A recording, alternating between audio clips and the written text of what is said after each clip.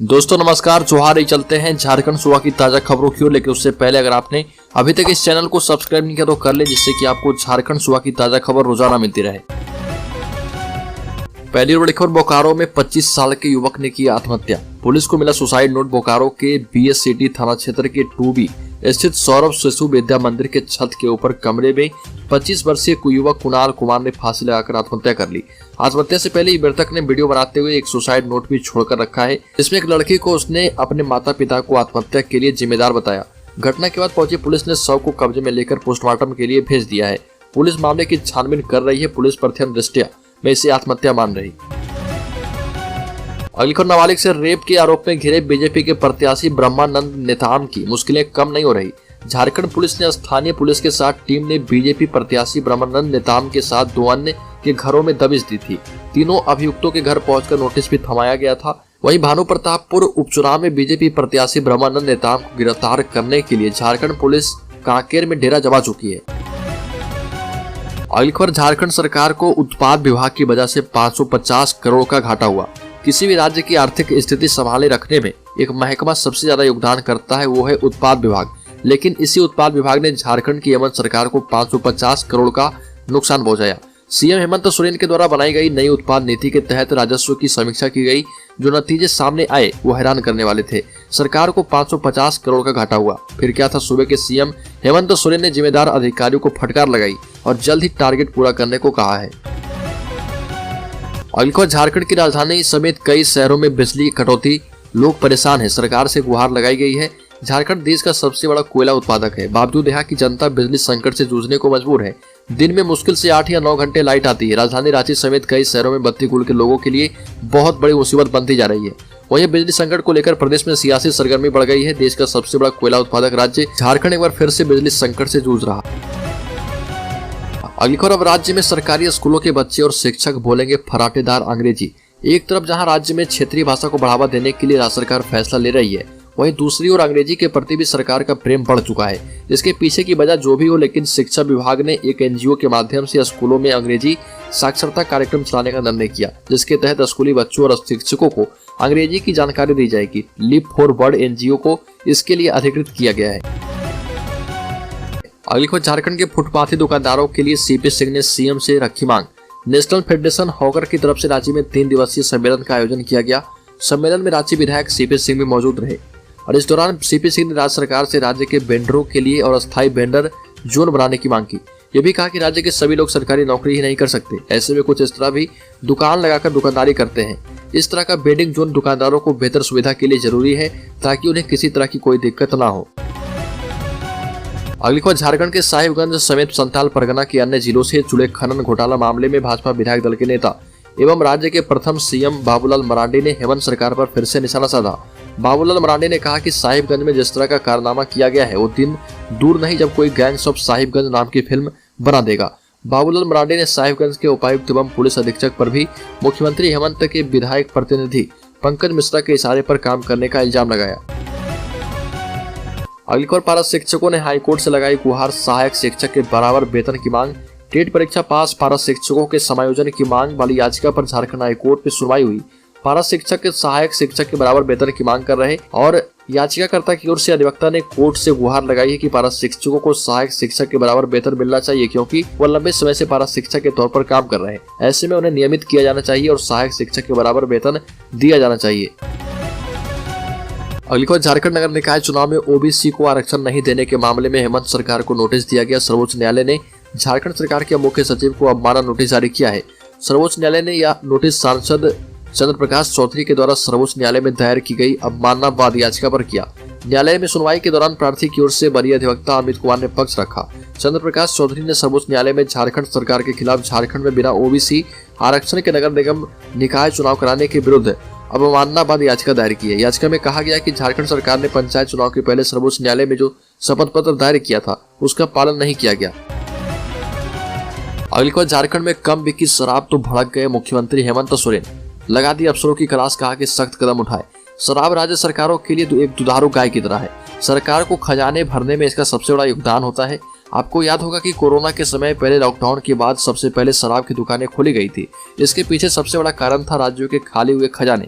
अब झारखंड में शराब की कम बिक्री से सरकार के खजाने की सेहत प्रभावित हो रही है। सरकार ने चालू वित्त वर्ष में नवंबर महीने तक शराब की बिक्री से सरकारी खजाने में 1600 करोड़ रुपए लाने का लक्ष्य तय किया था, लेकिन मात्र 1084 करोड़ रुपए का ही राजस्व हासिल हो सका है।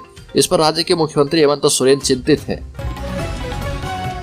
अगली खबर आईएएस पूजा सिंघल और उनके पति समेत 6 लोगों की संपत्ति ईडी करेगी जब्त।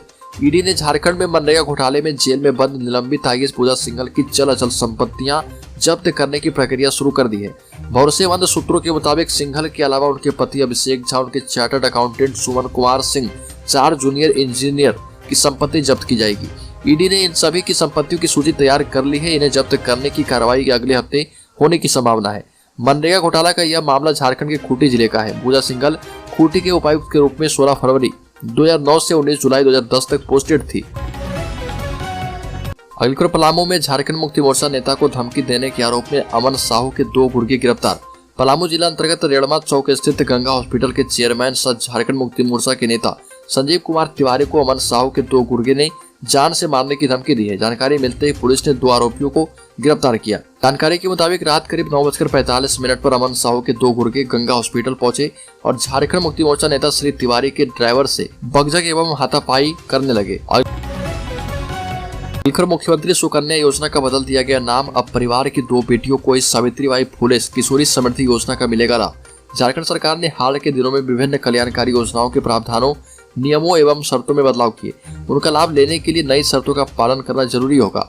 इनमें से मुख्यमंत्री सुकन्या योजना, जिसका नाम बदलकर सावित्रीबाई फुले किशोरी समृद्धि योजना कर दिया गया है। अब तक जिले भर से 23,460 छात्राओं के आवेदन मिले हैं।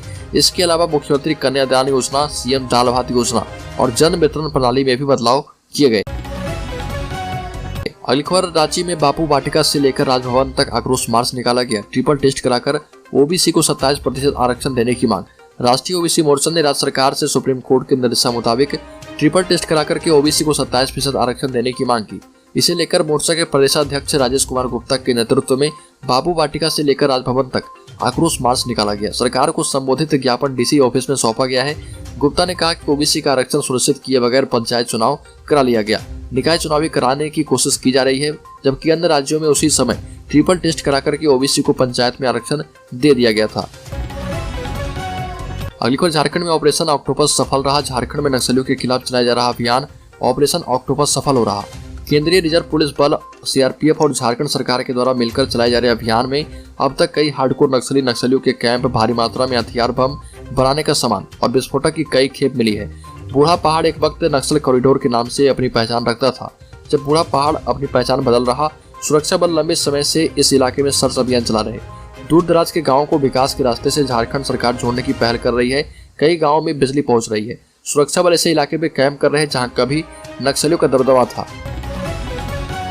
अगली खबर, विधायक सरयू राय ने नगरपालिका चुनाव को लेकर झारखंड सरकार पर जमकर निशाना साधा। सरयू राय ने कहा कि नगरपालिका चुनाव के साथ सरकार साजिश कर रही है। नगर निकाय का चुनाव रोकने की कोशिश संविधान के प्रावधान के खिलाफ है। सरकार के एक मंत्री अपने परिवार के लाभ के लिए मुख्यमंत्री पर दबाव डालकर यह फैसला लेने के लिए मजबूर कर रहे। यही वजह है कि 2 जगहों पर सरकार ने चुनाव टालने का फैसला किया। सरयू राय ने सरकार पर साजिश का आरोप लगाते हुए कहा कि राज्य निर्वाचन आयोग ने सरकार के पास 48 नगर निकाय का चुनाव कराने का प्रस्ताव भेजा। साजिश के तहत सरकार ने 48 में से केवल 46 नगर निकायों में ही चुनाव कराने का प्रस्ताव राज्यपाल को भेज दिया, जिस पर राज्यपाल का अनुमोदन भी प्राप्त हो गया। अगली खबर, पूजा सिंघल की बढ़ सकती है मुश्किलें। मनरेगा घोटाला और मनी लॉन्ड्रिंग मामले में जेल में बंद निलंबित आईएएस अधिकारी पूजा सिंघल की संपत्ति ईडी कुर्क करने की तैयारी कर रही है। खबर है कि अगले सप्ताह पल्स सुपर स्पेशलिटी अस्पताल सहित पूजा सिंघल की दूसरी संपत्तियां ईडी कुर्क कर सकती है। ईडी ऐसी संपत्तियों को कुर्क करने की तैयारी कर रही है जिसे घोटाले के पैसे से अर्जित किया गया है। ईडी ने अपनी चार्जशीट में बताया है कि मनरेगा घोटाले के पैसे पति अभिषेक कुमार झा के पल्स सुपर स्पेशलिटी अस्पताल में भी लगाए गए थे। ध्यान रहे कि खूंटी जिले के उपायुक्त रहते हुए 18 करोड़ रुपए का मनरेगा घोटाला हुआ था। अगली खबर, मैट्रिक इंटर परीक्षा को लेकर तैयारी तेज। रांची में 102 केंद्र पर मैट्रिक और 57 केंद्र पर होगी इंटरमीडिएट की परीक्षा। झारखंड में फरवरी मार्च के महीने में इंटर और मैट्रिक की परीक्षा हो सकती है। रांची जिले में परीक्षा की तैयारी को लेकर राज्य के उपायुक्त राहुल कुमार सिन्हा की अध्यक्षता में बैठक हुई। जिला स्तरीय परीक्षा केंद्र चयन समिति की बैठक में मैट्रिक और इंटरमीडिएट की परीक्षा केंद्र को लेकर चर्चा की गई। 102 केंद्रों पर मैट्रिक और 57 केंद्रों पर इंटरमीडिएट की परीक्षा होगी। उत्तर पुस्तिकाओं की जांच 7 केंद्रों पर किया जाएगा। अगली खबर, बिरसा जेल के सुपरिटेंडेंट सहित 4 को ईडी का नोटिस। झारखंड में ईडी ने बड़ी कार्रवाई करते हुए बिरसा जेल के सुपरिटेंडेंट सहित 4 लोगों को नोटिस भेजा। सभी को ईडी ने रांची स्थित कार्यालय में पेश होने के लिए कहा गया है। जिन 4 लोगों को ईडी ने नोटिस भेजा है उनमें बिरसा जेल के superintendent Hamid Akhtar, Parharba toll plaza मामले के जांच अधिकारी सरफुद्दीन खान, पंकज मिश्रा के ड्राइवर चंदन और सूरज पंडित हैं। सरफुद्दीन खान और हामिद अख्तर को ईडी ने 5 दिसंबर को बुलाया है।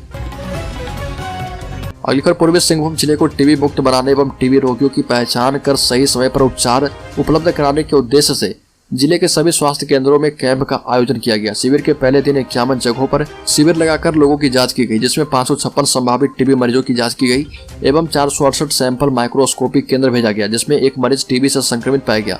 टीबी के रोगियों की पहचान के उद्देश्य से चलाए जा रहे इस अभियान के तहत पंचायत स्तर पर जाकर लोगों की जाँच सुनिश्चित की जाएगी। जिले के सभी प्रखंडों में स्थित health and wellness centre, primary health centre, health sub centre एवं शहरी क्षेत्र में अटल क्लिनिक में कैंप आयोजित किए जाएंगे।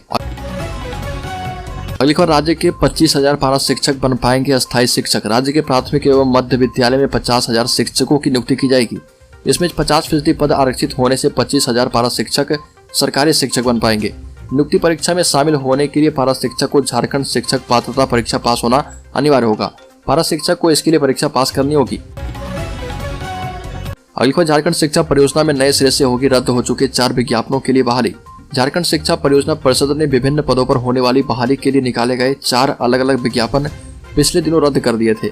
अब इनके नए सिरे से एक साथ बहाली की जाएगी। स्कूली शिक्षा एवं साक्षरता विभाग के सचिव के रवि कुमार ने त्रुटियों को दूर कर शीघ्र नियुक्ति प्रक्रिया शुरू करने का आदेश परिषद को दिया है। उनके आदेश पर अगले माह इन पदों को नए सिरे से भरा जाएगा। अगली खबर, रिम्स की सिफारिश के बाद भी 10 दिन से पेइंग वार्ड में भर्ती हैं पंकज मिश्रा। जेल प्रशासन दे रहा दलील। आपको बता दें कि मनी लॉन्ड्रिंग और अवैध खनन केस में आरोपी पंकज मिश्रा के स्वास्थ्य का रिव्यू करने के बाद रिम्स के मेडिकल कॉलेज बोर्ड ने उसे नशा मुक्ति केंद्र में इलाज कराने का निर्देश दिया। इसकी जानकारी 10 दिन पूर्व ही जेल प्रशासन को दी जा चुकी है। इसके बावजूद पंकज मिश्रा एवं अब भी रिम्स के पेइंग वार्ड में भर्ती हैं। इधर जेल प्रशासन का कहना है कि सुरक्षा बल के अभाव में मिश्रा को नशा मुक्ति केंद्र में नहीं भेजा जा रहा। गौरतलब है कि पंकज मिश्रा को ईडी ने 19 जुलाई को गिरफ्तार किया था।